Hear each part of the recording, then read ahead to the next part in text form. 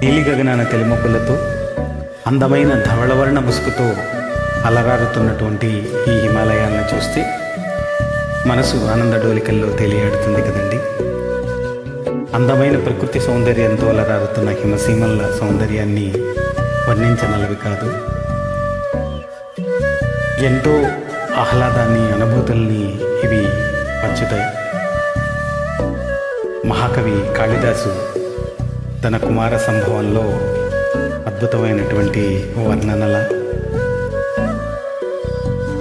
సముద్రాల వారి పాండవ వనవాసంలో హిమగిరి సొగసులు మురిపించిన మనసులు అనే అద్భుతమైనటువంటి పాటల అందాలలో మహోదయం, భూలోకమే నవోదయం, హిమసీమల్లో హల్లో యమగా ఉంది ఒళ్ళు అంటూ వేటూరు వారి గీతిల ఎంతో ఎంతో అద్భుతంగా ఉన్నాయి. సౌగంధిక పుష్ప సౌరభం ఎలా ఉంటుందో తెలియదు, కానీ అచ్చంగా అలాంటి అనుభూతే కలిగినట్టయింది.